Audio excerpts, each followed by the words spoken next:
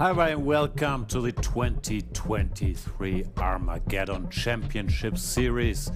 We are coming to you live from our studios in Berlin and it's Elimination Day.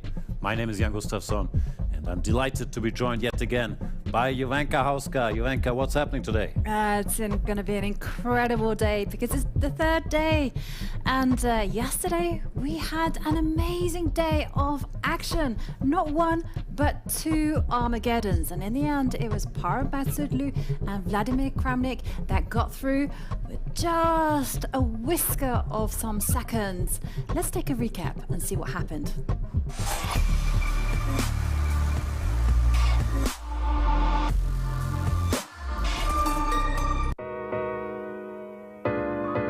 Day 2 was wild. First up was Karthikeyan Murali against Parham Maghsoodloo. Parham struck first, turning a worse position into a win.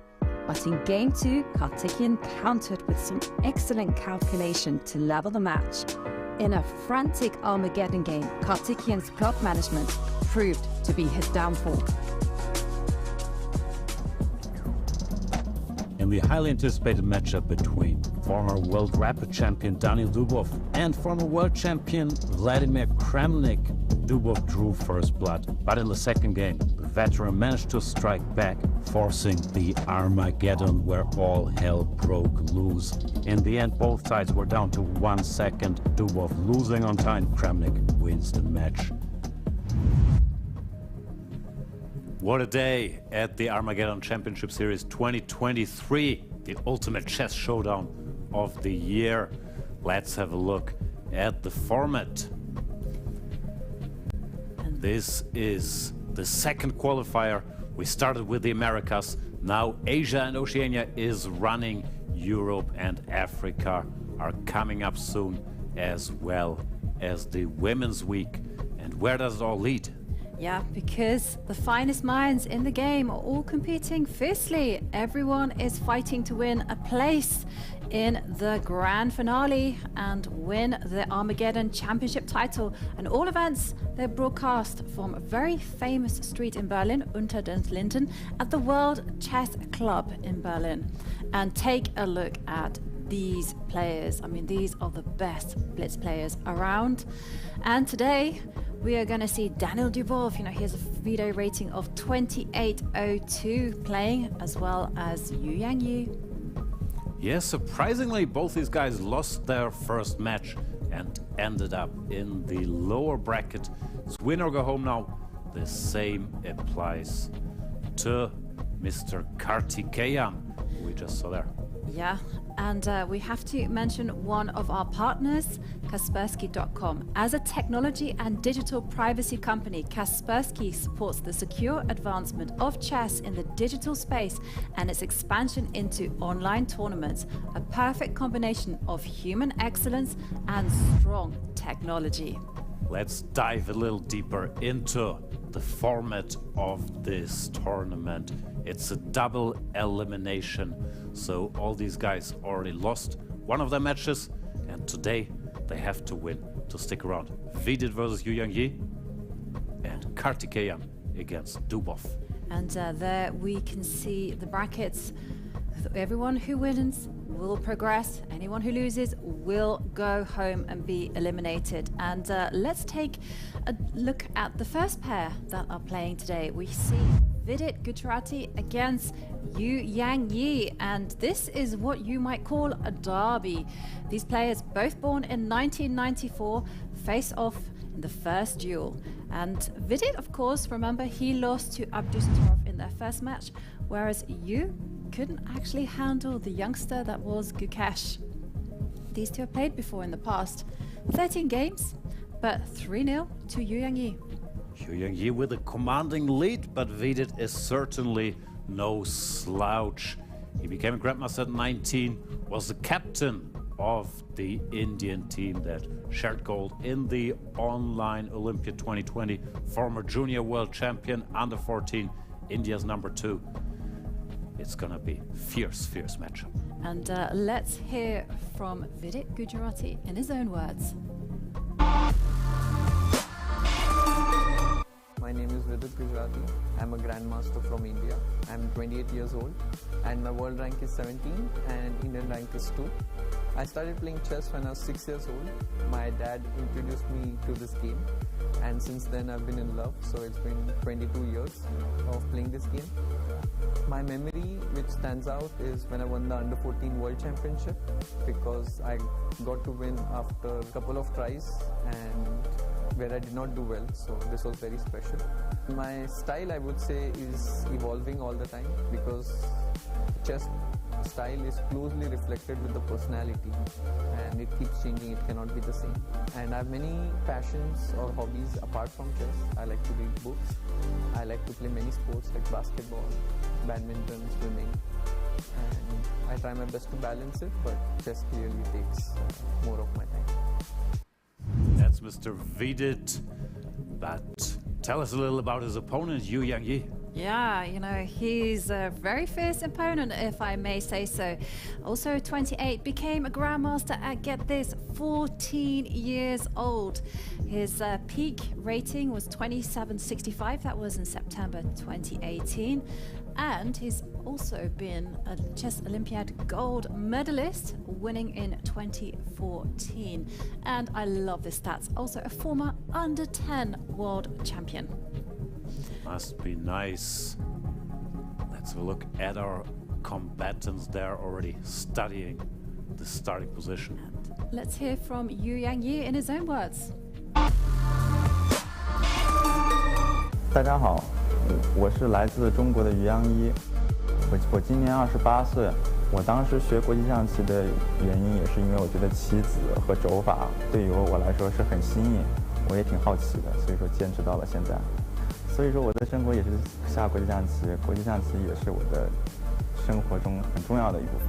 在现在，国际象棋的布局对于我们这些职业选手中间是一个很大的困难。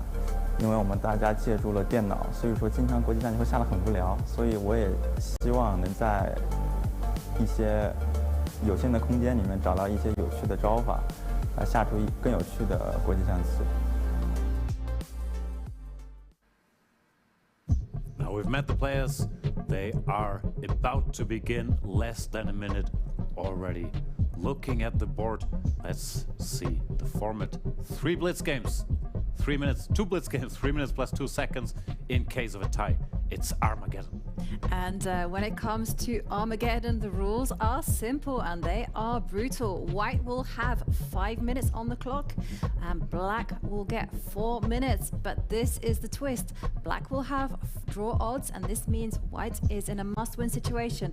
And one of the most important people in the room is our arbiter Tanya Karoli. She became an international arbiter in 2016 and also is very skilled in applied mathematics and languages. And the players, well, they are getting ready and we are seconds away from lift-off.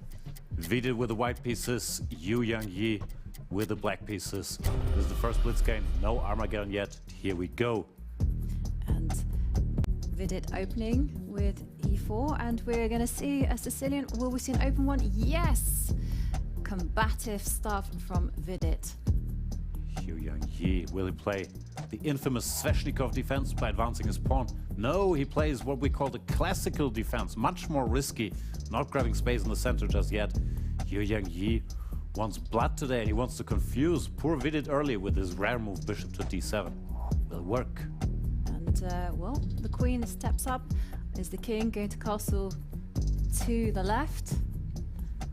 I know that's something that you don't approve of, Jan.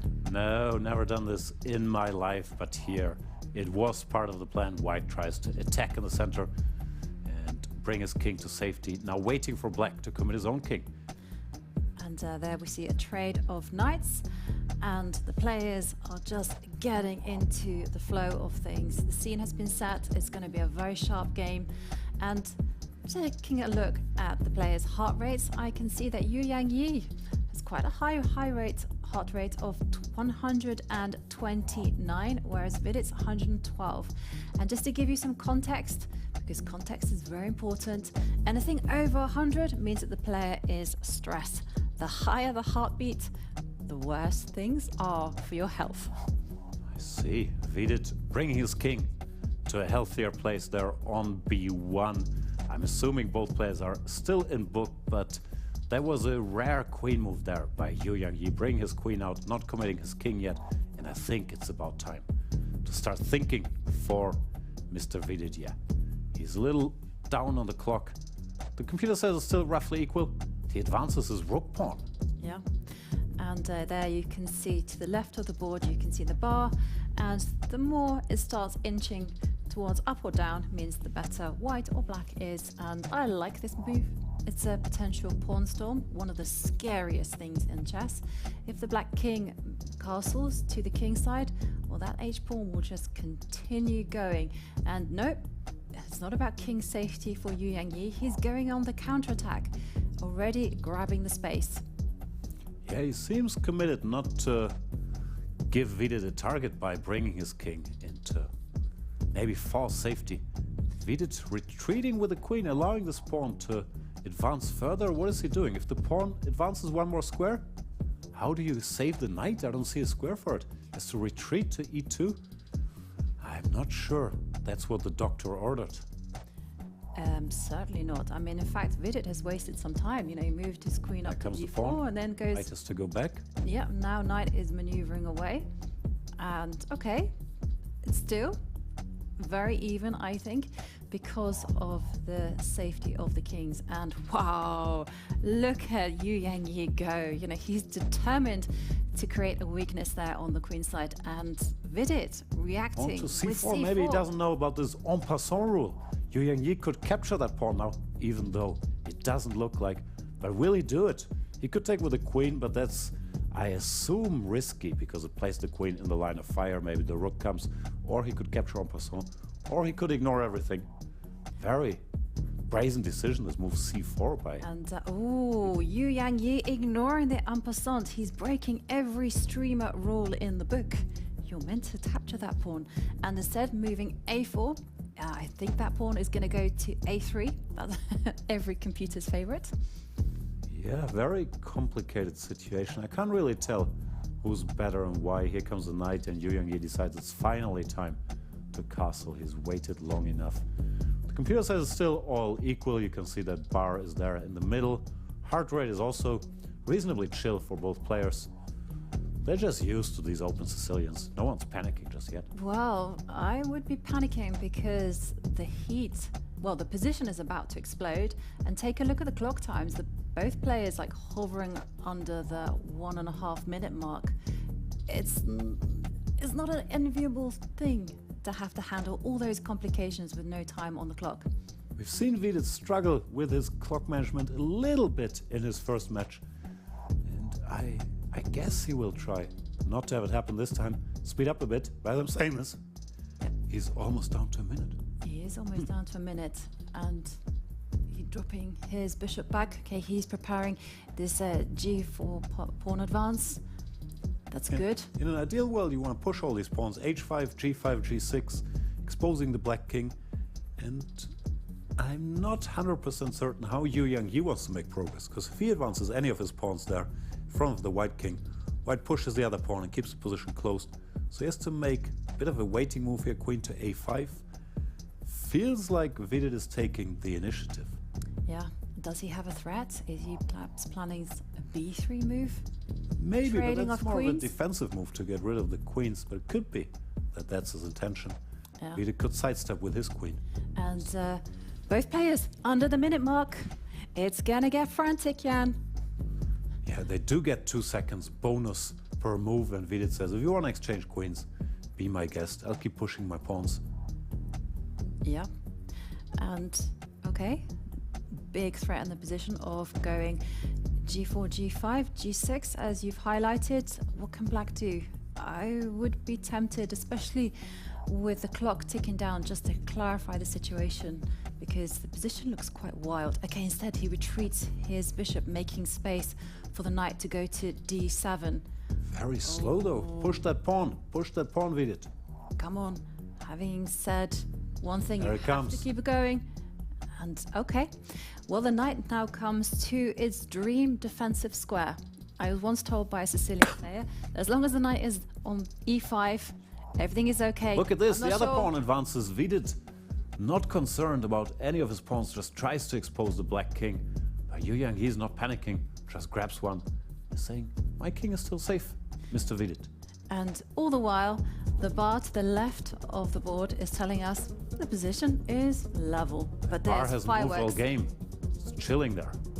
And there we see you actually move his B pawn forward, and the king, it's not going to take that pawn. Oh, it does. I was taught you hide behind that pawn in chess school. That's what I These was guys taught are too. so strong. They're breaking the rules. Also about clock management. 10 seconds for Vidit. And the position is Yeah. very sharp. Queen now centralizing to F5. Big threat on the Wants to go board. to the of corner. Queen H6. H6 and Queen H8. It's creeping closer, but there's counterplay. A3. Vidit has to keep the position close. Queen C3 threatening checkmate on B2. Rook coming to defend. Covered. And he's using these pawns for aggression, stopping Queen H6 and disconnecting the white queen from the defense of this bishop. Amazing play by Yangyi, who's now piece up. His king is still in danger, but there comes the knight, forking the queen and the rook. Yangyi has a winning position. He can now exchange the queens if he so pleases. Emerge a piece up, and he does. And knight takes bishop. Or knight to g4, keeping the knight. Now he does take the bishop. Now the rook could come into f8, but he parries it with his bishop. Is a whole piece up. Should be winning. But there, 4 seconds on the clock. He is a little nervous. He certainly is nervous. I mean, there is still a dangerous pawn on g7, but nope, it's not going to survive too long. And This is it. That's it. Yangyi stabilizes. If he manages the clock now, he's completely Yeah. winning. The only problem that I can see in this position, and it's really more of a pipe dream for white, is that white does have 2 passed pawns there. But there are On the 2 queen bishops side. to deal with these guys. I think it's just over. It is over. The position is over. We see a handshake, and Yangyi takes the first game with the black pieces. Yangyi 1, Vidit 0. Now he will need to come back in the next game, where he has the black pieces himself. It's gonna be an uphill battle. Yangyi there. With, I don't even know what's so complicated, with the quicker reactions in that mess. I can't even tell where Vidit went wrong. His moves looked so logical. They did, but this is the problem with playing such a sharp line. You know, see, you play here. you play by the sword, you die by the sword. And here is the moment where Vidit started opening up the position, accelerating the play, and after pawn Where takes did it all pawn, go wrong, Mr. Vidit? This all looked completely natural, but then he went for this attack with his queen later and ran into a big counter. Here he still had a chance to keep the position close, but he didn't do it. Let's see if we have another highlight from later. There is the black queen entering, threatening checkmate. and a big move from This was the Yangyi. star move, disconnecting the white queen from her bishop on e3, picking up material and Yeah. effectively winning the game. And there we saw White's position just collapse like a house of cards. There was absolutely nothing that Vidit could do to save the game from now on. I've never seen a house of card collapse. You learn something new every day. Yeah. This was a big victory for Yangyi. I'm not sure, maybe we will have a final Yep. And highlight of him wrapping it up. here is closing moments, and all he has to do is just keep pushing the H pawn, and there's simply no way the knight can handle Black's extra material and of course the rampant H pawn. And there we see the handshake, and now Vidit will have 55 seconds to recover, just get over all that adrenaline that must be pumping through his veins, because now it's do or die time. If format he is does brutal. not win this game, he is out of the competition. He has to go home. Yeah. They will send him to the airport directly. No extra night at the hotel. Rules are tough here. So stakes are very, very high for Mr. Vidit. And what's he gonna do against Yangyi, who can be very solid with the white pieces if he chooses needing just a draw to advance in the competition? Yeah. He has 15 seconds to think about it.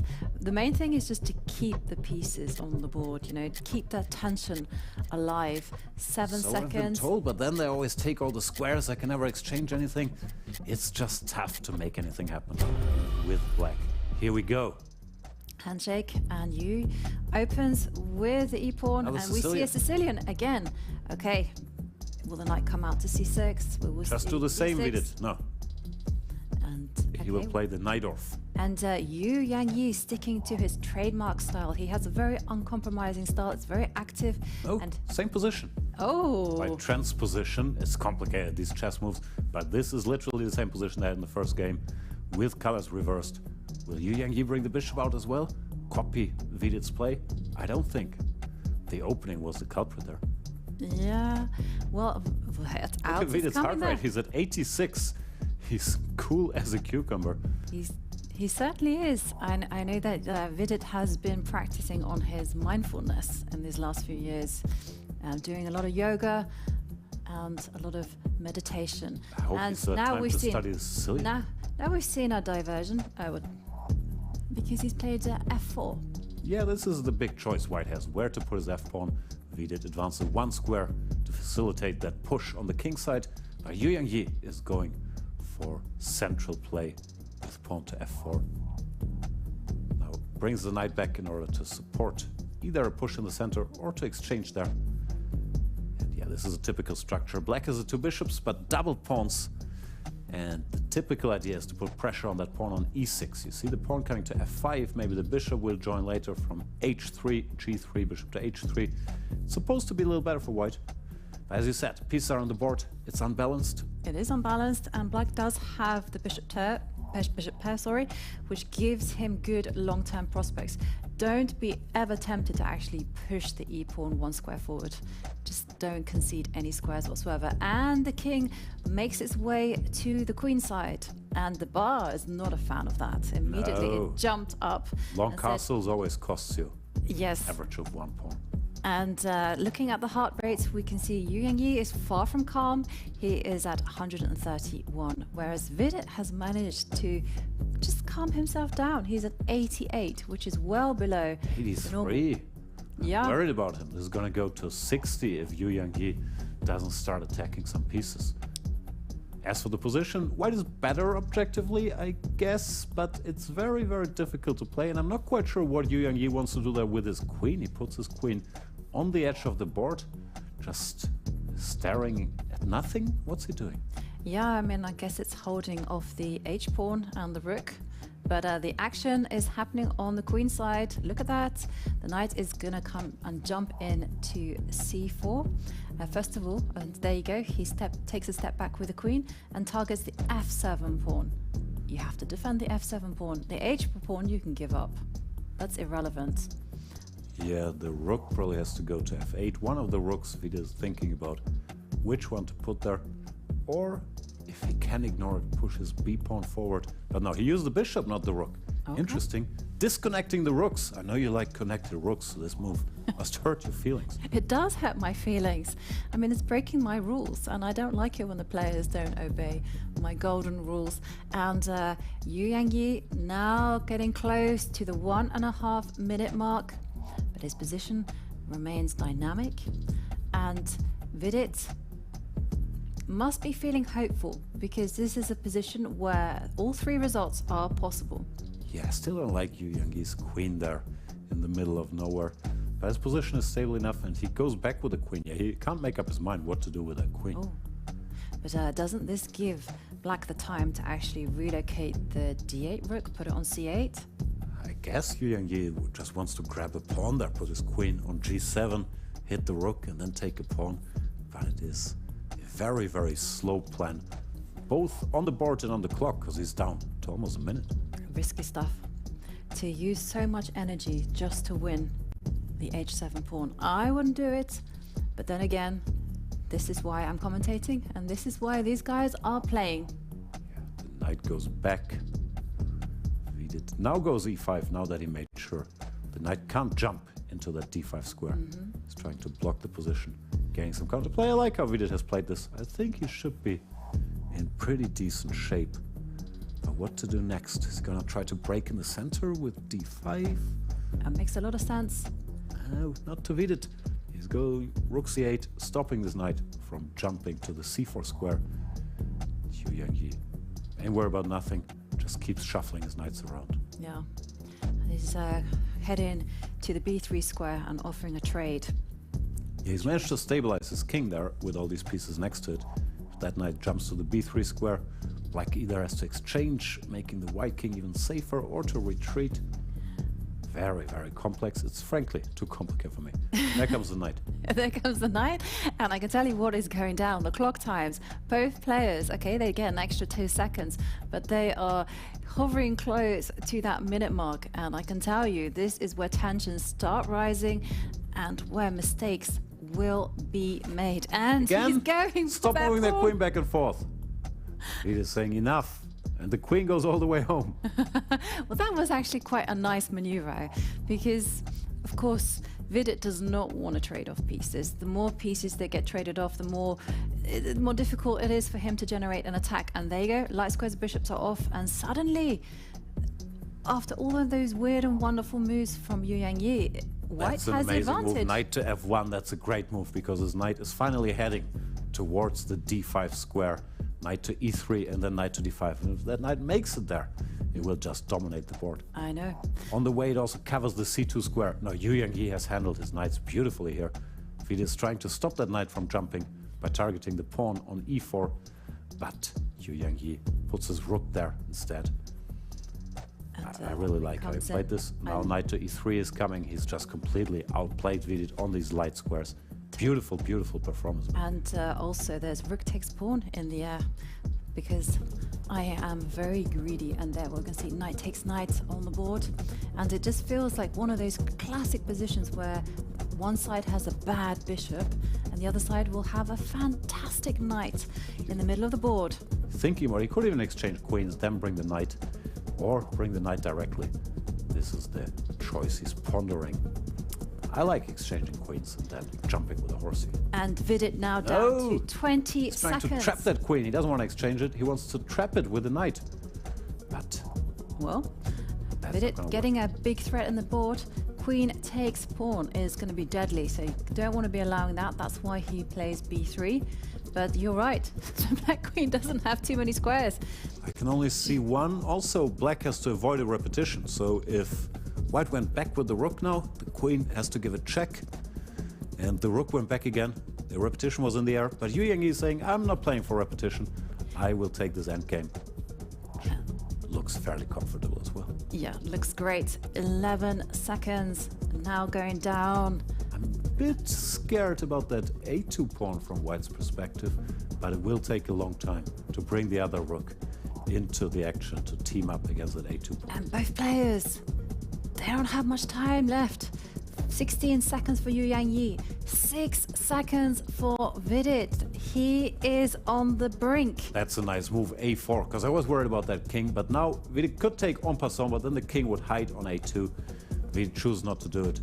But now the knight will just be stronger than the bishop sitting on c4 or d5. Looks like Yangyi has things under control. Well, he might have things under control on the board, but not on the clock. And there we see rook takes rook on the board, and he's going for the h3 pawn. It's been defended. Still, black has a problem with his very bad bishop. This whole game is just a positional masterclass from Wait, Yangyi, stabilizing. He has the passed pawn, has a strong knight. Now he activates his king. The knight will jump into the middle of the board. There's not much for Vidit to do. There's just no way that the bishop can activate. No, but there is. Now the bishop will move itself to h6, and perhaps it will come into the f4 square. Is it in? Nope, it goes to g5. Yeah. Yangyi seems a bit puzzled what to do. He knows he only needs to draw, so he's decided to wait, just move his king back and forth. And I don't really see how Vidit can improve the situation. Well, he's But trying. rook to h1, that was a mistake. That is a Now he big might mistake. he might lose a pawn there. He is going to lose a pawn. Oh, no, he's not. He's calculated everything beautifully. But I would... He's allowed. He's allowed. There comes the black. h-pawn. This all of a sudden is a mess. I jinxed him. I was praising Yangyi too much. Now it's chaos. Rook to h3. Yeah, there comes the rook, cutting off the king. And Vidit with chances. But there is this a-pawn that could run up the board. It's lurking in the shadows. There it comes. One goes. Okay. But he's stopping it. Well, now he's going to go for this f-pawn. Yangyi has lost control here. He's running out of pawns to push forward. Just 3 seconds on the clock. Yeah, but suddenly take a look at those trio of pawns there on the queen side. Rook comes to a2. Brilliant move by Vidit. King takes There is a breakthrough. If king takes pawn to c4, breaking through. And if white takes that, the other pawn comes to b3. This is dangerous for Yangyi. He's messed up this beautiful position. And Armageddon is close. 1 second. No, there's no way. Now you He's can gonna just lose. go b2. Pawn to b2. You've got to rook to protect a1. it.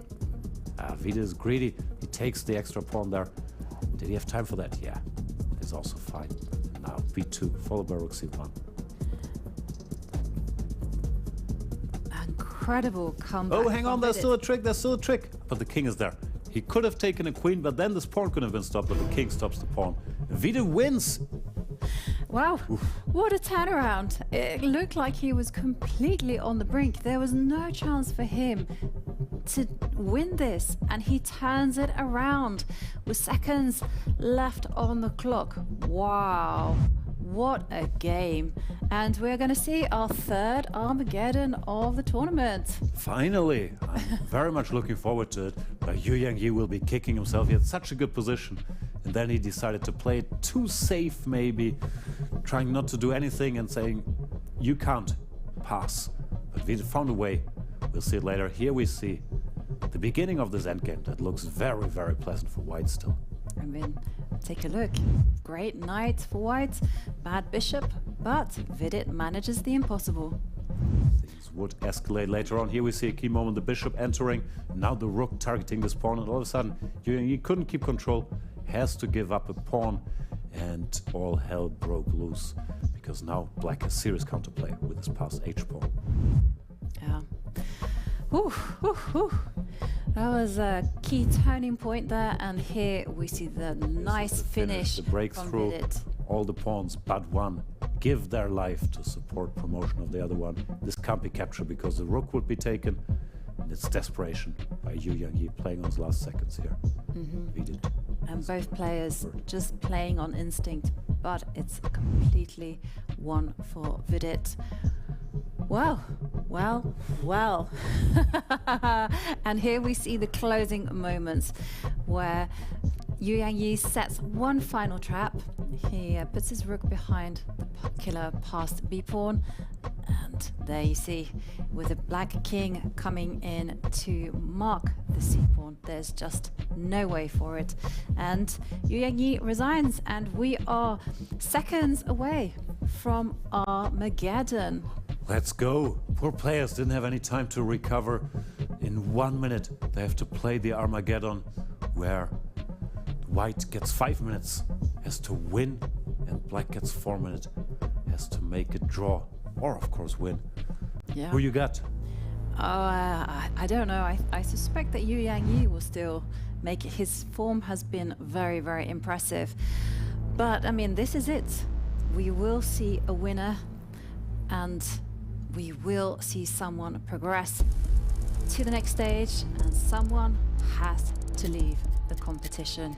And there we see the players. Vidit looks like he got the white pieces. Got the white. He'll have to win. Yangyi with black. So far, black has won both their games. So I wonder if we'll see another debate of this line, but nope, different absolutely not. And the Reti opening. Yeah, and this is both players' first Armageddon. Oof, incidentally. Ever? Maybe not ever. That's an ambitious statement. I think it's definitely their first Armageddon in this tournament. And did you see the speed with which Yangyi took off the c-pawn? We're now in Catalan, which is Vidit's specialty. Yeah, a lot of people specializing in the Catalan. Nowadays, this is all still theory. Bishop out, knight out. Two specialists here. Vidit, I'm sure he still knows this, but he's trying to decide what move to play. There comes the rook. And there we see white give up the bishop in order to obtain control over the center. Yeah, And this is all very good. Again, black starts controlling some squares, eyes up the b4 square for the bishop, and prevents white from also playing a4, a5. yeah, pretty standard stuff. Now, usually white goes for the exchange of bishops by going knight to e5. But Vidit decides to take a moment, e3, but this is inviting black to take the knight, and then we would have what we call the opposite color bishops. Black would have a so-called dark squared bishop, white a light squared bishop. They can't touch each other, and these positions are notoriously a bit drawish. Vidit, however, seems to think that this is the best chance. Yeah. And look at the pawn structure there on the king side. Isn't it beautiful? All the pawns are in a chain, and Vidit is hoping to establish a clamp there on that side of the board, and in a dream scenario set up a battery along the b1 to h7 diagonal. And Yangyi, he knows his stuff. I mean, he's already caught up Vidit on the clock. Both sides now 3.5 minutes. In fact, Vidit has less time than Yangyi. Oh, this is not good when you fritter away your downfall advantage. again. Yeah, and in terms of heart rate, wow, take a look at Yangyi. He is feeling the stress, or maybe the excitement. 141. Yeah, Vidit is dominating the heart rate battle, but it's checkmate that decides the game. And he's far away from that. He's trying to shuffle his knight around to the center of the board. Yangyi decides to break there in the middle before the knight gets there. All fairly standard play in this opening still. Yangyi really seems to know what he's doing. He does seem to know what they're well, both sides, I would say, seem to know what they're doing. And I was just thinking if black could take the pawn with the bishop there. If the pawn recaptures, then give a check with the queen on e3. Looks tempting. very, very tempting, but maybe unnecessary. No need for it. He just needs a draw. Also, maybe it didn't work. Yangyi decides to play it safe. Definitely. And now Vidit says, nope, I'm not going to entertain that possibility, and steps up with the king. And you simply doubles the rook along the d-line. Great stuff from both players. And there we see Vidit mobilizing his last remaining rook. Vidit has to be very careful here. He can't allow black to trade off all the major pieces. He also has to be very quick, though. I think he's being too careful. Make some moves, Mr. Vidit. Oh, and now your idea is coming into operation. There could be a piece sacrifice on g3. That knight is jumpy. It could also jump back to g5, targeting the bishop. Yep, most definitely. And you have to remember that what you see on the clock is what you get. The players are not going to get any increment whatsoever. And he goes back to its original square. I liked your idea of dropping back to g5, but Vidit retreating his rook. Neutral retreats here. And Vidit, if you're going to do nothing all game, at least do it quickly. No, yeah, exactly. And Yangyi 2.5 minutes. Oh, this is you. I can't watch this. All this thinking. Make some move. Retreat the bishop. Nothing That's what happening. I would Go somewhere. B4, C7. Who cares? It doesn't matter. No, B5. Yeah, some square. Exactly. I like this move. Eyeing up the b2 pawn. And Vidit now coming close to 2 minutes. Drop Also retreating. Back. Very interesting. I don't know. And now the knight moves towards the center. Bishop will move back. No. Come on, Vidit. No. He has to play something different. Maybe spring the knight forward to c5. Bishop attacks the rook. Also good. But it does force black's hand. Black just moves the rook up to d6. Now knight to c5.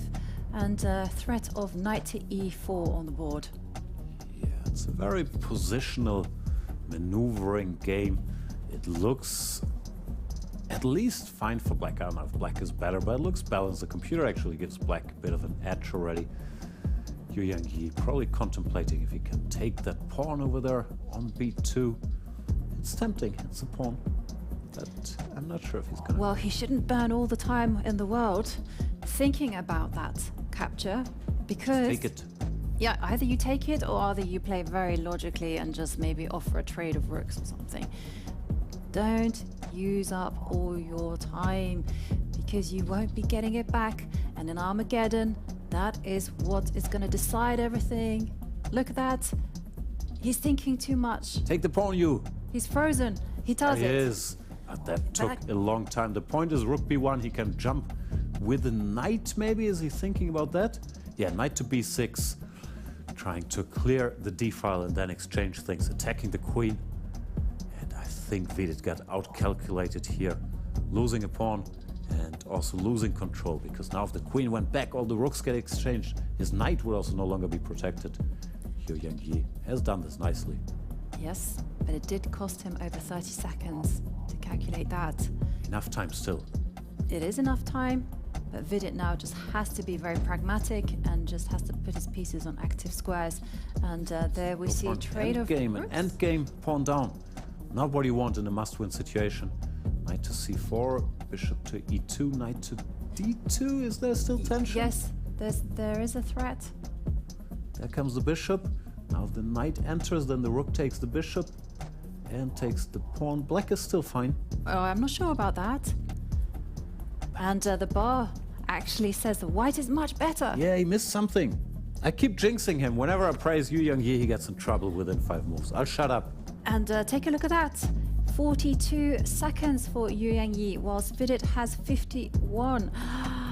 This is going to go down to the wire, and like comes to c5, attacking Nice the move, b7 nice pawn. Very nice. Leaving the pieces hanging there, because the knight has to cover the bishop, and the knight is attacked. And what a turnaround. Takes the pawn. What's the clock? 42 versus 30. Well, now Yangyi is under 30 seconds. And remember, Yangyi just needs Pieces a draw. start being a little inaccurately And the Black placed. King is under some trouble. And oops. Mr. 20 Yu. seconds.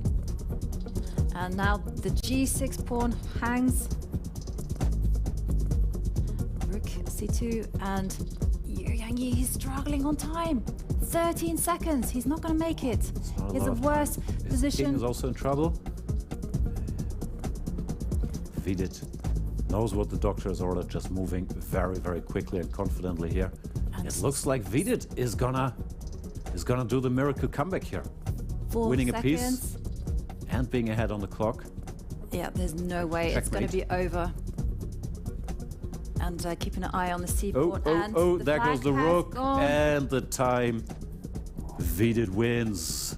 Oh, what a scramble in the end.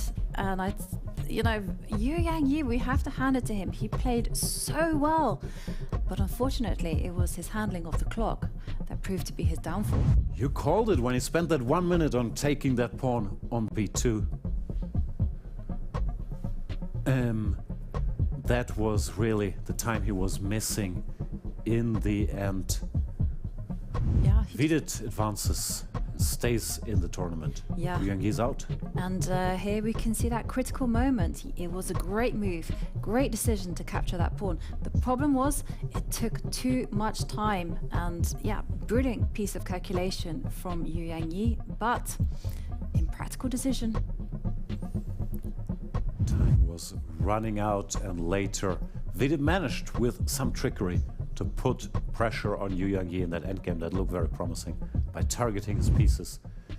And Yeah. this is already the later stage where we can see Yangyi losing a piece. He also kept wanting to put his rook on the a2 square, then realizing it's under attack there.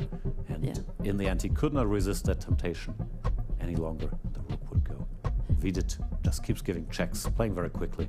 And there it There comes. comes the rook. No, he can take it. But his flag has also fallen at the same time, and that is it. Vidit stays alive in the competition. Yangyi is eliminated. Oof, that's a tough pill to swallow after he won the first game with black. Yeah, he still managed to allow Vidit to come back. I mean, Rough. Definitely. I mean, it really must be very painful, as you say, because, you know, of course, he won the first game. Second game looked like it was going to be completely smooth affair. And somehow he panicked and gave Vidit the chance to make that comeback. And here, it was just poor clock handling. What a pity. The worst thing for him is now he has to go give an interview, tell everybody what went wrong. So let's switch to Fiona with the interview. Yangyi, a really tough loss in this match against Vidit in the Armageddon. In the end, can you tell us a little bit about the games, especially the Armageddon game in the end? Yes, I think this is very bad results for me. Yeah, of course I have many times to win, but I don't know why. I lost think. Yeah, I forgot in clock. Yeah, because in before I play many games, so just come. Okay. Did you feel that the loss in the second game was very tough, that Vidit managed to come back to first Armageddon? Did you feel it was difficult to lose the second game for you, the game 2 when you lost? Did you feel that was an important moment? In last game? Second game. Second game. Second game. Second game. I think maybe which one mistake? Maybe knife 6. Yeah, it's a winning position. Yeah. Okay. Just one final question. Who do you think is going to win this tournament? This tournament? This tournament, who do you think will win? Maybe, I don't know. Okay, well, we'll have to find out. Thank you so much. For now, back to the studio with Jovanka and Jan. Thank you, Fiona, and it is my utmost pleasure to have Vidit joining us in the studio. Now, Vidit, what a match. That's crazy. You had us all entertained there. I mean, how were you feeling? You know, you lost your first game. I was very upset after the first game because it's like, okay, you're just one mistake away from going home, and my home is really far. So I didn't want to go back, but luck smiled on me in the second game. And it was much needed because I had not won a single game so far. So it felt good. That gave me some confidence for the Armageddon. Mm-hmm. What happened there in that second game? It looked like you were in trouble. You had this good night, but then what did you do wrong? I think there was some fork which I missed, probably some 97 check. But apart from that, it's typical classical Sicilian. You're completely bad, but you have some counterplay which keeps you alive. Yeah. And at some point he panicked. When I got my rook on h4, he panicked, and that was the turning point. And then in the Armageddon, did you have a game plan going on? How do you approach it with white? I had thought that I'll take white because I need that extra minute. And as you saw in the game, I was down on time despite having white. Play more quickly. But I just thought of keeping the game going, you know, not to resolve all the tension.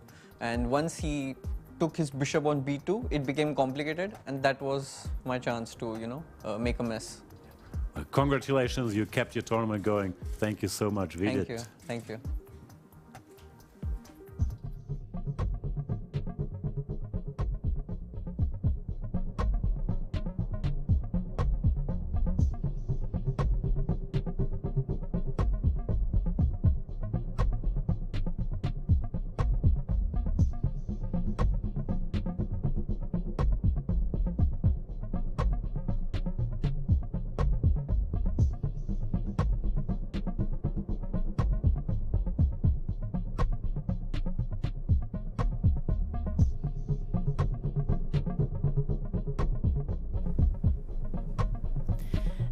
time to mention one of our partners, the FIDE Online Arena, which hosts rated tournaments and games 24 hours per day. Join the arena and you'll get a FIDE ID, profile on FIDE.com, and access to a pro chess community, official online ratings and titles, all recognized by the International Chess Federation, as well as prize money tournaments and much more. So play official games at chessarena.com. That brings us back to the action. Feels like we still need a breather, but we have a second match coming up. Karthikeyan, the online qualifier, is facing one of the big favorites of the whole event, Daniil Dubov, rated 28.02. The Asia-Oceania series is not slowing down at all. Yeah. What can you tell us about this matchup? Well, it will certainly be incredibly exciting. I mean, both their players lost their first games, but take a look at these stats. Karthikeyan, just 24 years old, became a grandmaster at 16. He's been a two-time national champion, blitz rating of 25.32, and was one of our online qualifiers. And I like this stat. Learns the piano and the flute. It's not enough to play chess. Yeah. I like the under 12 and under 16 world champion titles even better. The online qualifier is a double world champion in this event. And let's hear from Karthikeyan himself.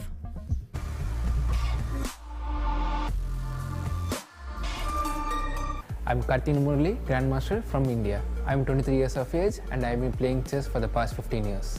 My father had a surgery when I was 6 years old, and we used to play chess, checkers, carom, all sorts of boards, and I got interested in chess and I continued professionally then. Okay, there was a moment where I met Anand in 2006. I was one of the participants where he gave the simul, and that inspired me to take chess as a profession. I would say I am an aggressive player, tactical. I would like to calculate well. To become a successful chess player, I practiced almost 12 hours a day, and I think that is my biggest strength, which is my hard work, my focus and my dedication. The best chess moments in my career is beating Maxim Maciej in Gibraltar 2019. It is so special because I came second in the prestigious tournament. My wife gets angry at me whenever I see only chess, so it's not kind of easy, but I'm trying to manage it. Brings us to his opponent, Daniil Dubov, a man whom I know well because we spent a lot of time together in remote locations anywhere on the world. We were both in Magnus Carlsen's team during the World Championship matches in 2018 and 2021, where Daniil also got to play a lot of blitz games with the world champion. It paid off. He became the World Rapid Chess Champion 2018. Also worked nicely for Magnus, having Daniil's creativity on his team. Grandmaster at 15, amazing blitz rating. Let's see what sweater Daniil wears in the video.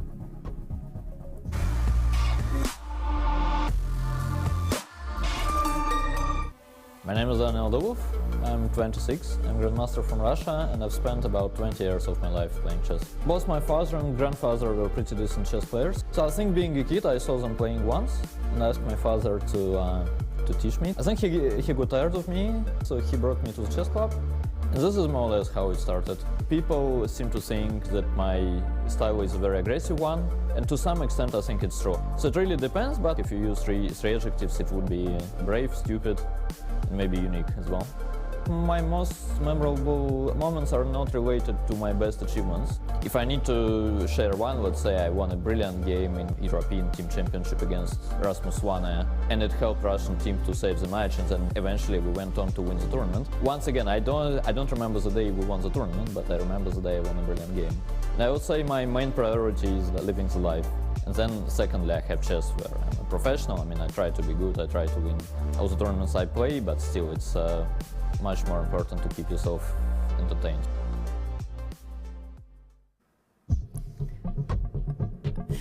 And we are seconds away from the start of the second match. And both these players have very energetic styles. Dubov, as you mentioned, incredibly creative, loves to sacrifice pieces. Karthikeyan loves to solve puzzles, and we saw in his first game, he is actually excellent at calculation. That's for sure.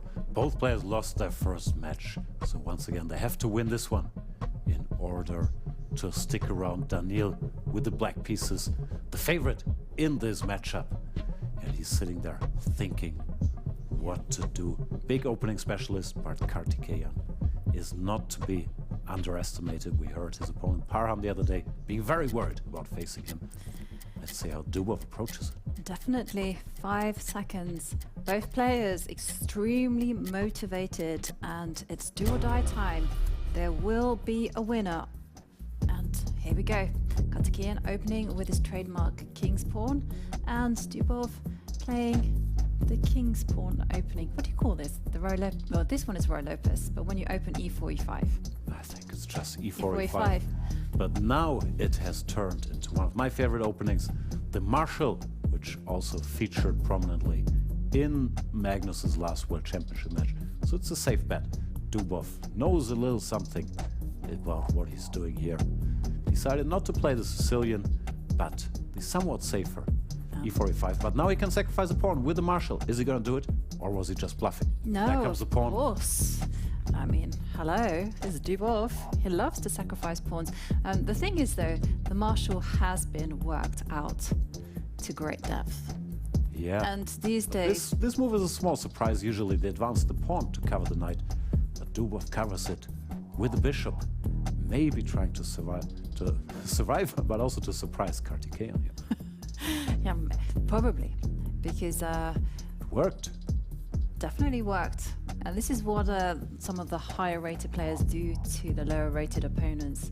You know, just bring something a little bit different and just say, hey, I will be able to catch you unawares, grab you by surprise with my experience.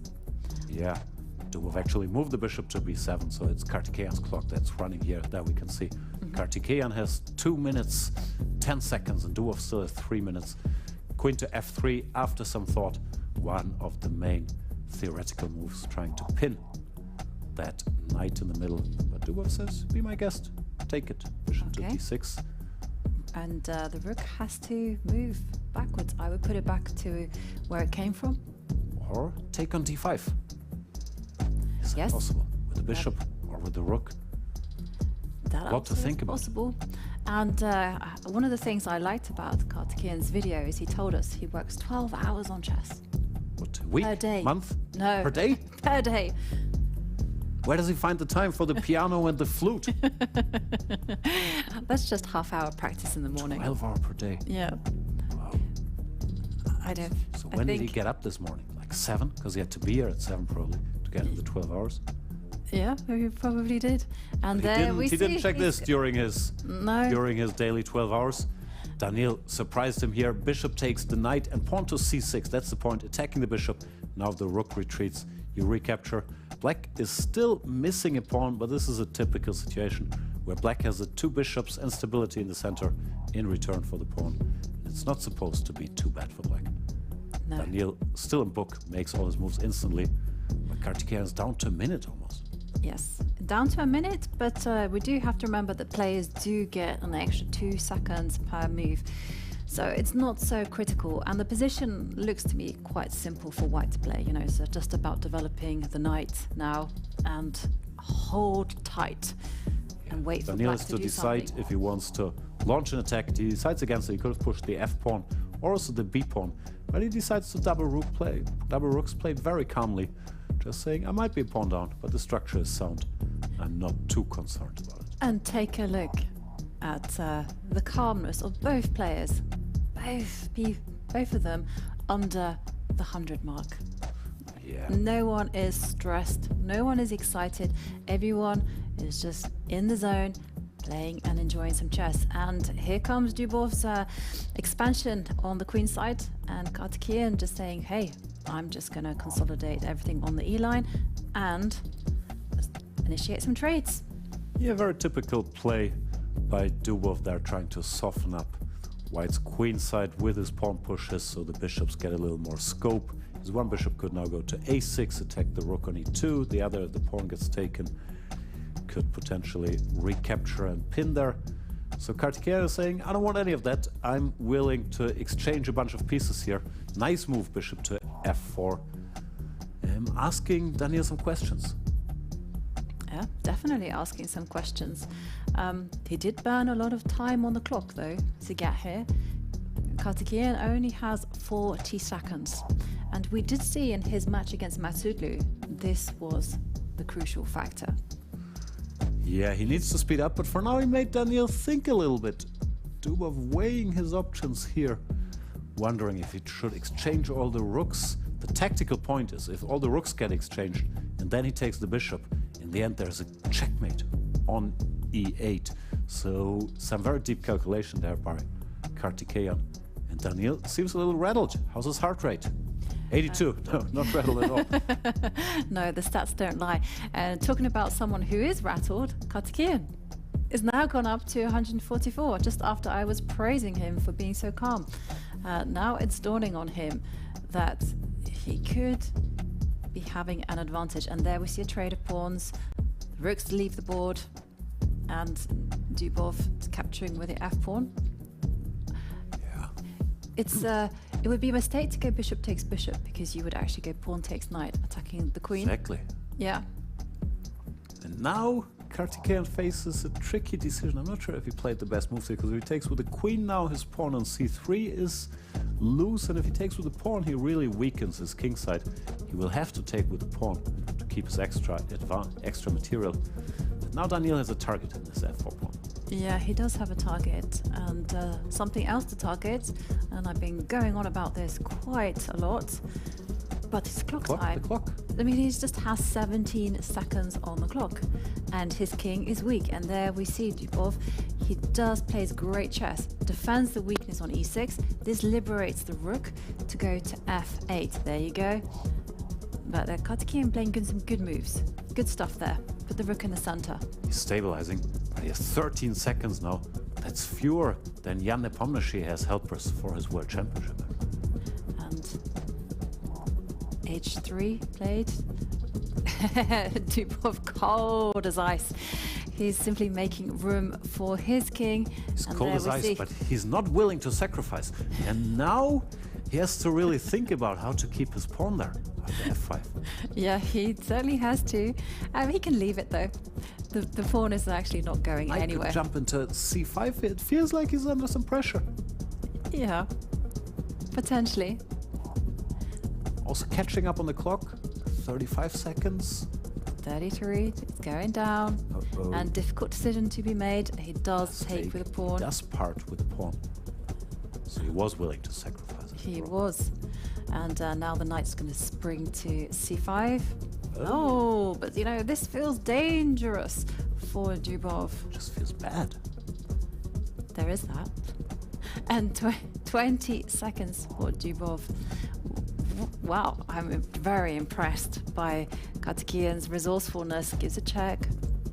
King moves. So Karthikeyan now looks completely calm. I'm sure his heart rate says differently, but he knows he has a good position. He's controlling a lot of squares.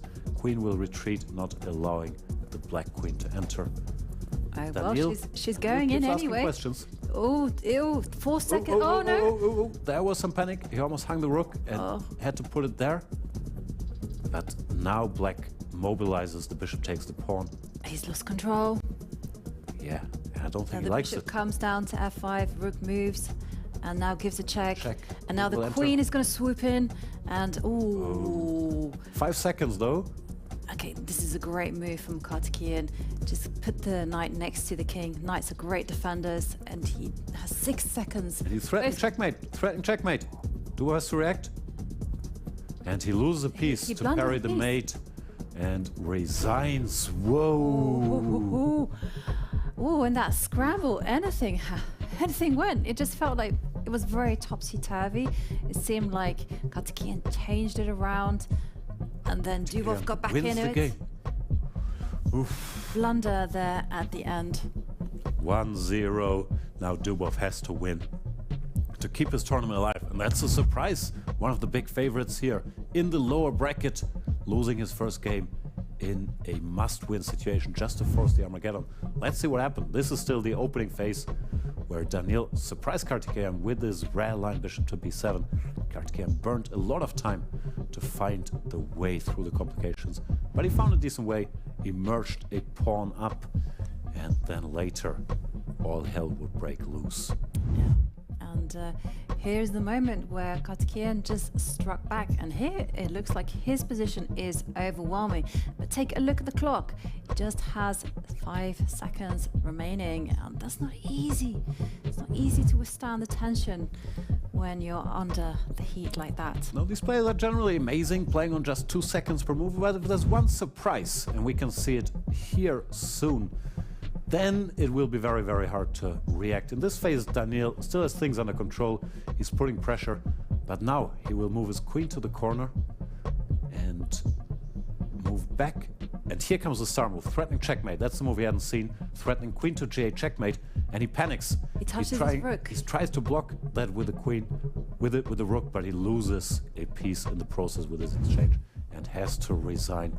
Got rattled there for a second. Right. Paid the price. He definitely paid the price, and that sacrifice, that blunder was totally unnecessary. It wasn't going to be checkmate if he moved his rook to f6 or something, but he just lost his mind, and well, he has 36 seconds to recover from that blunder, and he will have to do it. If he does not win with the white pieces, Dubov, the top seed in this tournament, will be out. Now, Dubov is one of the best blitz players in the world. He's number 7 on the live rankings. Karthikeyan, online qualifier, but extremely, extremely motivated. Yeah, there we can see Daniil leaning back, trying to think about what to do. But he could be in a double must-win situation. Now he must win this one. The double draws the white piece in the Armageddon is to win this one as well. Here we go. On to d4. And Dubov, lover of the Catalan opening. There it comes. Always happy to sacrifice that c4 pawn. I would expect Karthikeyan to play something solid, but no, he takes. He wants you to take that pawn. But c5 is a very solid line, trying to simplify. Right. But Dubov, of course, this is his bread and butter. He plays his positions every single day, so very, very familiar, big expert. And in fact, he was the one that convinced Magnus Carlsen at the last World Championship match to play this opening, as you well know, Jan. I did not know he convinced Magnus, but if you say so, I'll take a word for it. Here, Karthikeyan gives a pawn, which is all theory. But it's a risky choice in a draw is enough situation. It's all theory, pawn to h6, a queen to rook to b4. We've seen this before. Still, if you need a draw to be a pawn down, rare choice. Queen to e7 first. Yeah.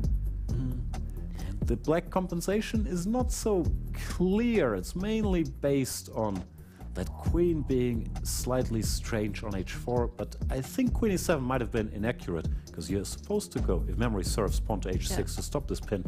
Now the pin comes, if he takes the pawn on b2, the knight can jump, and if he has to allow these exchanges, he'll just face a very, very unpleasant defense in an endgame, missing a pawn. He's missing a pawn, and I'm not a big fan of the pawn structure there on the right side, and yeah, very unpleasant position. So it looks like Dubov in full control here, and take a look at the clock. He's got 3 minutes and his heart rate 103.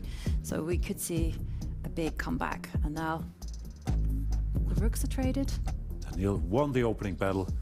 Of course, he's a big, big theoretician. Took one inaccuracy from Karthikeyan there. He has to suffer now, but there is hope. He does have the 2 bishops, similar to the last game where black was also a pawn down, but had the pair of bishops. Here the situation is a little worse because the structure is not as good, but it's never easy to convert this extra pawn against the bishop pair. Yeah, I'm not that optimistic. I think Dubov will do it. And the great thing about this type of endgame is that he can make lots of improving moves and build up a long time on the clock and just give himself the time to think things through. And well, he steps forward with the a3 pawn, a2 pawn, sorry, and bishop drops back. Not that much. Wants to advance the pawn and then put the bishop on f6 on the infamous long diagonal. Now, I still believe in Murali, but g4, nice move. I would have preferred if Black maybe started with his f4, f5 move to make sure he gets there, because now it won't be so easy where to regroup the bishop. Now he can't push the pawn, because then Dubov would take. Classy little move there, pawn to g4. Very classy, and maybe the rook, the black rook, can step up 2 squares and help the bishop get to the diagonal via d6. And looking at the heart rates, Daniil Dubov, very steady, very calm, 94, and Karthikeyan also relatively calm, around the same mark. Dubov works out a lot, maybe. His resting heart rate is just so low that this is already very excited for him. Bishop to d8, Karthikeyan trying to find a good square. That's true, actually. You know, when you're an elite athlete, the resting heart rate tends to be around 50, 40. It's ridiculously low. And there we see the bishop retreat to d8, is getting ready to find greener waters on c7 and e5. There you go. It's getting there. Slowly but surely shuffling the bishop around. Murali once again, little low on the clock, but we've seen in the last game that he can still make excellent moves. 1 second. Well, Daniil, yeah, he's taking it slow, shuffling his knight around here. I still think it's not going to be easy to win this, but probably I will be proven wrong. Commentators curse. And the bishop does relocate to e5. Knight comes to d4. And yeah, I mean, the white king now probably has to start its odyssey over to the queen side. Teamwork makes the dream work in the endgame. I don't know. I'm always afraid to bring the king into action. Even here, but how does white improve? He could push his b pawn forward, but that also leaves some weaknesses. Looks like Daniil is saying, I'm ahead on the clock. I will just shuffle around calmly before I do anything committal. Well, Dubov has an answer for you. He's moved his bishop to e4, preparing f2, f4. When you play, do you have a piece to play with, like we see No. Dubov there? I'm not of that generation. Yeah. I think it's a young person I thing. can't stop watching when they do that. I know. There goes a pawn. He's saying, no, it's business time. It is business time. And, okay, pawn takes, and now the king steps forward, guarding the d5 square. Yeah, but and also threatening bishop. Is bishop c6 an idea? I don't know, but Murali had to give up one of his bishops, so now he's just a pawn down without the compensation that the bishop pair offered. This looks like an improvement for Daniil. He pushes the d pawn, black has to go e5. And yeah, white's position has improved here. Yeah. Pawn up and weakened pawns on the black king side. Still not easy though, still not easy. Definitely not easy. You can actually see the engine bar says this is close to equal, which surprises me. Certainly pick white, but it's not over. I think the evaluation bar can go off and play its perfect chess, because these are humans playing, and humans make mistakes. And you can see the bishop drop back, and the white king is getting ready to enter the kill zone. By the kill zone, I mean the f5 and h5 squares, and Karthikeyan has to activate his rook. Yeah, still not easy. The king comes to one step forward, the bishop will go to d7, stopping it from entering, and the rook is sitting so nicely on that b3 square. But what you can do is you can simply overprotect the bishop. There, oh, look at that. He played it. And this just allows the king to go to h4 and h5 and say, got my eyes on you, h6 pawn. Oh, poor pawn. And, well, Karthikeyan under 30 seconds. Nice plan, you spotted it there. The rook covers the bishop, and now the king goes pawn hunting. Yeah. This came unexpected for Karthikeyan. He's shaking his head. Can he enter with the king? King e5? He has to do something. 12 seconds. Uh-oh. And 7. 6. Whoa. f5. He breaks out. Not what he wanted. And you have to remember, Karthikeyan is leading the match by a point, and Dubov is in a must-win situation. And look at that, he's got a passed h-pawn. That's dangerous stuff there. Trouble. Yeah, this should now be extremely good for Dubov. Look at that overprotection. Just depriving the rook of getting to the h3 square. Okay, rook is now under attack. Rook just moves anywhere. Yeah. F2. Sooner or later, the h-pawn should win this race. I like this check. Now the king can enter to f6, try to grab more He's pawns. getting greedy. He just takes, yeah. And the key. And now is it time to start advancing you run. the h-pawn? It's time to run. h4. Exactly. If the pawn in the middle gets taken, you exchange, you put your rook behind the passed pawn, as we learned. But Daniil has other ideas. Kicks the rook out first. Okay, this is a good idea.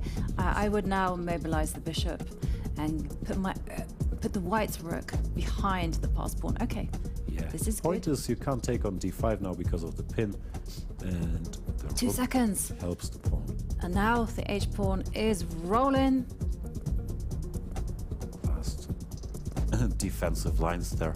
But the rook had to go passive to stop the h-pawn. And we say handshake. He hasn't seen enough. He also lost on time. His position was hopeless. 1-1.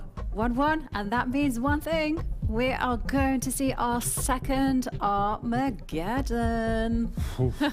Double Armageddon day, back to back. Yeah. I thought there was only one Armageddon, but we've seen 4 in a row here. This is a lot of action. I need a breather. Daniil making the comeback there. Here we can see Classy. him converting his advantage. Exactly, some just very nice maneuvering going on. Just look how he's created a passed h-pawn, and he just gives a check to the king, drives it away, and then just supports the advance of the h-pawn. So the players are going to be sat there in darkness. They will be pondering their thoughts, Nice. and meanwhile we're going to enjoy some replay. Look at this, rooks behind passed pawns, and that's exactly what Dubov did. And the h-pawn, it is a killer. Yeah, the rook had to go passive and rook to c2. I think Karthikeyan loses on time here, but the situation is also hopeless. I don't even know what comes first. No, he resigns first. So it wasn't the clock, but he had seen enough. Good technical victory for Daniil Dubov, showing his cool there, being down 1-0. Yeah. Not doing anything too flashy, but just, quietly converting an endgame.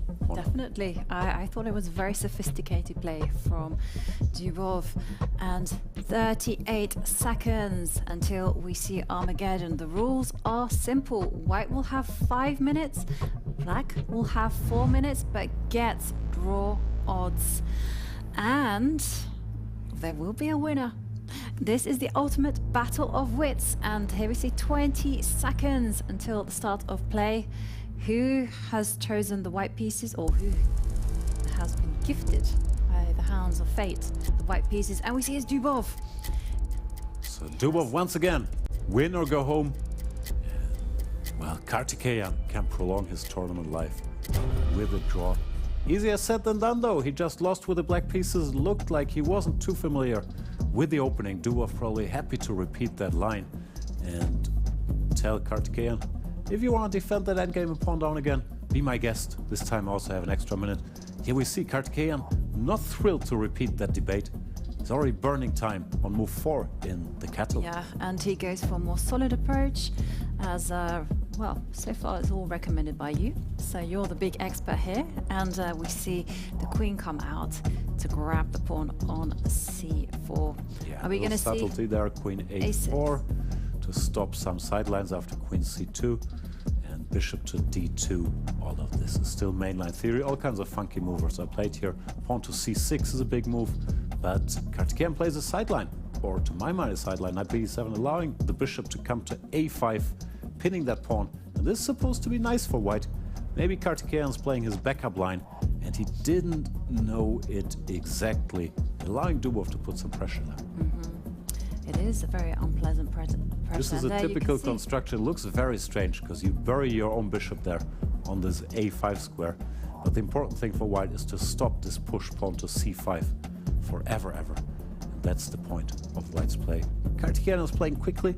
I'm not sure if he's bluffing a little bit or if he studied this and thinks it's fine. Well, he studies a lot of chess. So Yeah, I'm 12 hours a day. I'm going to go for the assumption playing that very quickly. he knows what he's doing. Maybe he did know what he's doing. I didn't. Here comes a pawn break, pawn to c5. And Daniil is starting to take time. Yeah, nice pawn break. I mean, just making use of the fact that the knight on a5 is a loose piece.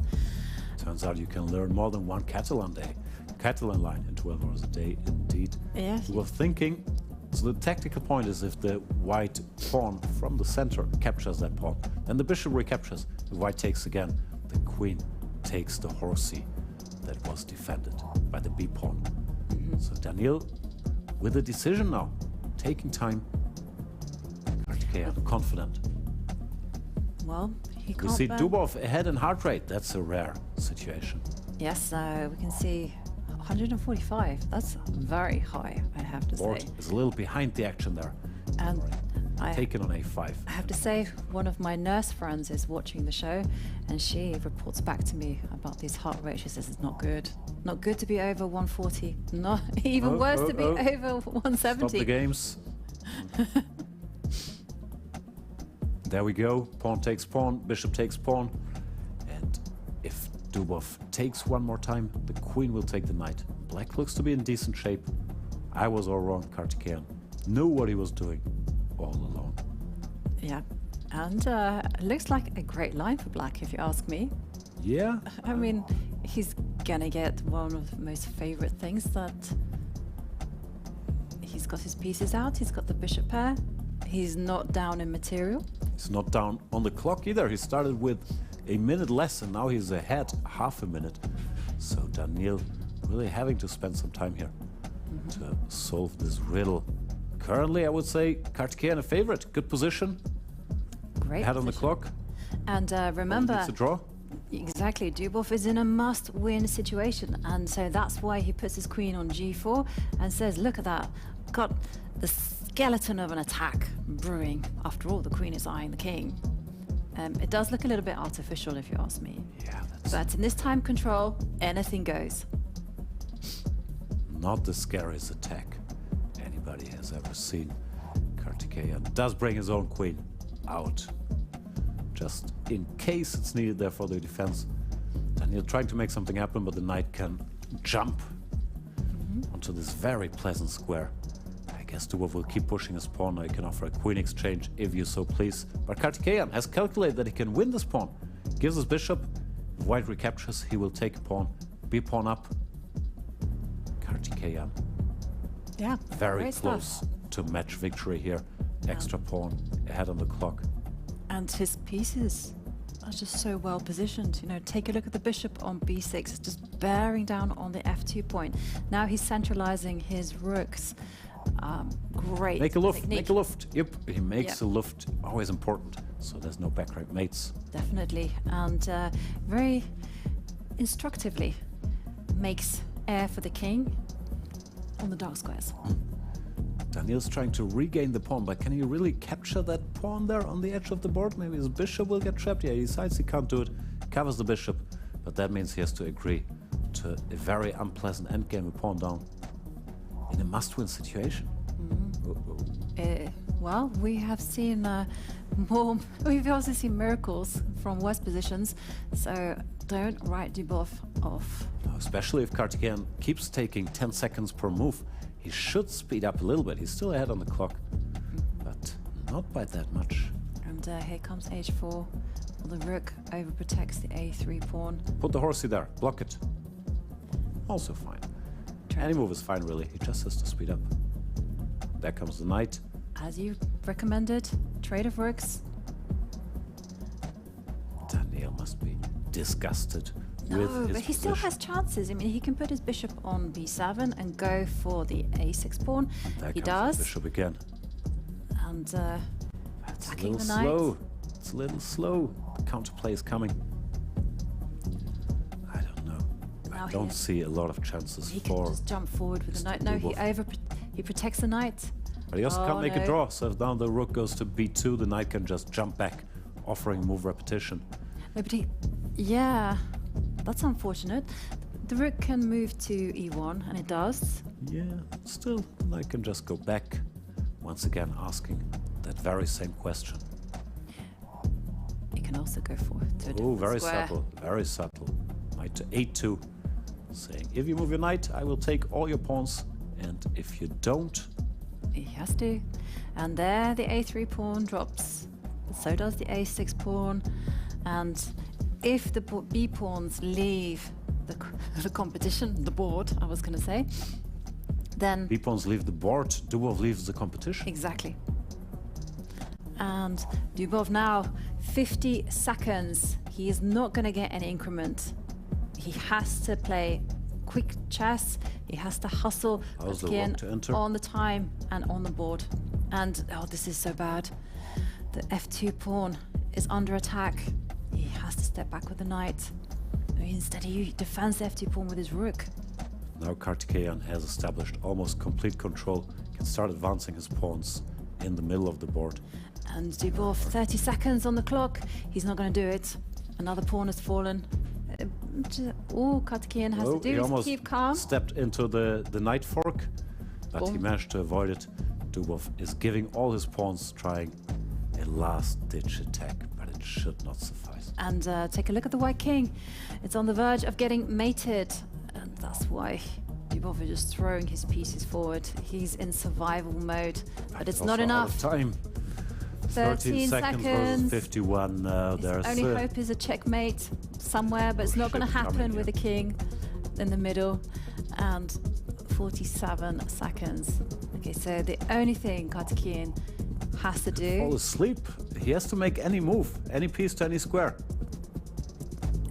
Dubov is playing with 8 seconds. He will win just by playing random moves. He doesn't need to work out checkmate. Okay, now the bishop will come to... I was going to say g1. He's put the knight on a protected square. Okay. Now he could even exchange his bishop for that and knight. That's it. But he chooses to checkmate. Ooh. Karthikeyan wins. Takes down Dubov. The online qualifier defeats the top seed. I know. Absolutely. And what's more, Daniil Dubov will leave the competition. Karthikeyan will survive. Wow. That is a shocker. I still can't believe Daniil is out, but give credit to Karthikeyan. Yeah. After he got in trouble in the Catalan in the first game, he changed lines and really knew what he was doing, put pressure on Dubov from the get-go, never let go. And here we see the finish, the last calculation, rook e2, covering the knight so he can move the king away. And since Dubov can't exchange anything, the knight jumps around and the checkmate is coming. Knight to e3 check. Next move, king c1, the rook will move down, checkmate.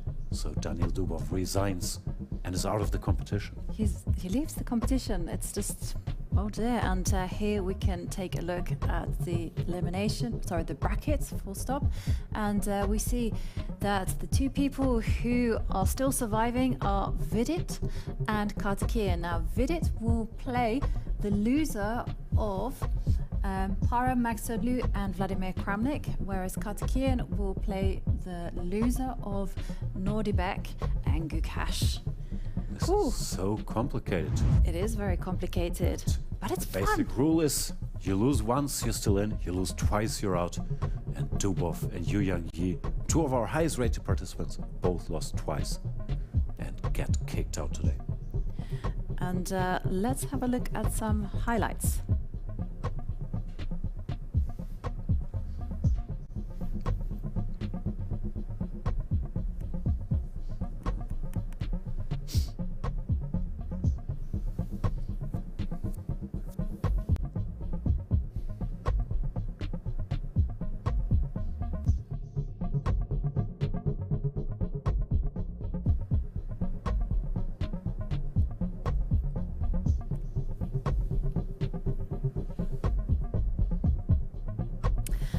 And IT.com is one of the official partners of the Armageddon Championship Series.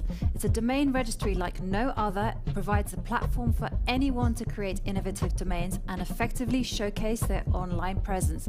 Don't miss this opportunity. Visit IT.com today and create your unique online image. That really brings us to the end of today's show, Double Armageddon. So much action, but of course there is more to come tomorrow in the winners bracket. The youngsters Nodirbek Abdusattorov against Gukesh. Can't wait for that matchup. Definitely not. I mean, just take a look at also Parham Maghsoodloo against former world champion Vladimir Kramnik. That one is going to be incredibly exciting as well. Wow, what a day. And tomorrow, I think it's going to get even crazier. I can't wait. See you tomorrow.